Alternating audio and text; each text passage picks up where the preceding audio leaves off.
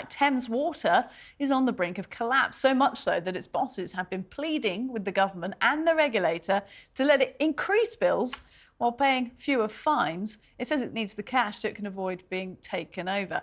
That's bad because it means the taxpayer could be on the hook for around 18 billion quid's worth of debt, which is currently swimming in. How much of this is a crisis of Thames Water's own making? Since 2020, the company has pumped around 72 billion litres of sewage in the Thames. It's been fined huge amounts countless times, and it's not the only one. Environmental campaigners say there isn't a single river in England that is not polluted.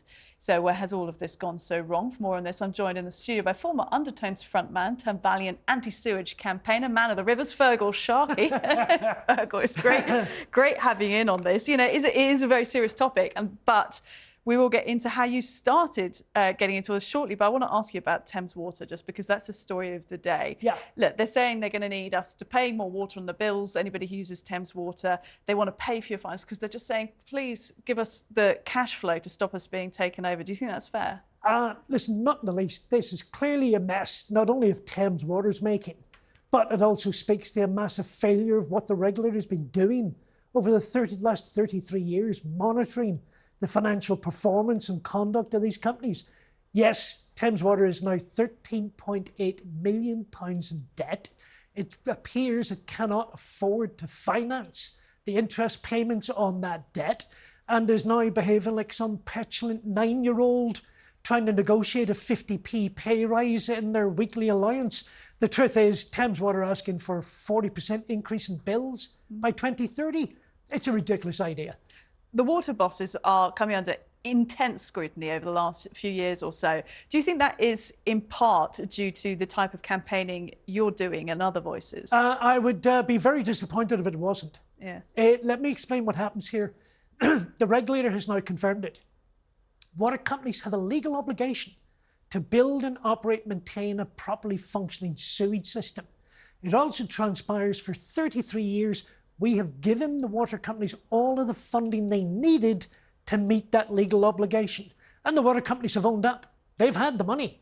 Now, as it turns out, what the question we should be asking is what happened to our money? Where's it gone? And when can we get a refund? And Thames Water's pleading right now is effectively asking, not only have we taken the customers' money the first time round and not spent it on what we were supposed to, we would like the customers to now give us another second round of money and a second round of payments so we can ram raid this company yet again for even more cash.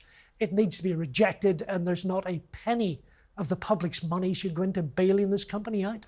When I hear that most, if not all, of England's waterways are in some way polluted and not in good shape, I find that quite upsetting. You know, I live in the English countryside. I know a lot of people will find it upsetting too, but we'll wonder, how did it get to be this way? Well, that actually is the Environment Agency's data. So this is the government agency that for the last 20 years has supposed to have been monitoring these rivers and ensuring that that does not happen. And here we are, we're now in a situation, in very round numbers, about 80% of all pollution in every river in the country is agriculture and or the water industry. And yes, that statistic is true. There is not a single river in England in good overall environmental health. Every single river is polluted, and the water industry is one of the biggest sources of that pollution. Again, you're back to a failure of regulation. We need to go back to the board of the Environment Agency, back to government and go, can someone explain what on earth's been going on here? Why have we ended up in this situation? Let's talk about your relationship with the Environment Agency and how you got into all of this, because a lot of people will know you as a Northern Irish sort of songster, somebody, you know, rocker, punk rocker, whatever, you know, but you've ended up becoming a campaigner about waterways and about this type of thing.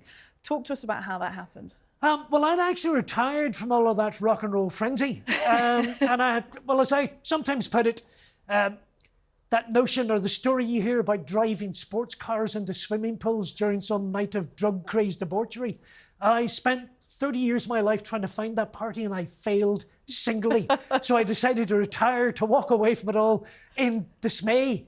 And I've always had a huge passion about fishing, particularly fly fishing for trout. I became chairman of the oldest fly fishing club in the country. There you are. I was settling into the gentle onslaught of middle age. And as a result of that, we found ourselves basically been minutes away from taking the Environment Agency to the High Court. Wow. Simply over an issue with the river, a chalk stream in Hertfordshire, where our belief was the Environment Agency had deliberately and neglectfully not actually secured that river had behaved like a regulator. Now, we got it resolved, but it was the threat of litigation in High Court and barristers and everything else. And that kind of just made me curious. And it's given you this intense cause and purpose later on. Just briefly, before we wrap up, how do you feel about the current government and what could be a future government? Do you think they'll get it under control? Well, this government, in all honesty, is again just been behaving like headless chickens. It's just they're in complete panic mode. It is 2 weeks ago, a strategy announced. That was the same strategy announced 12 months ago that didn't happen. 2 weeks before that, a strategy announced.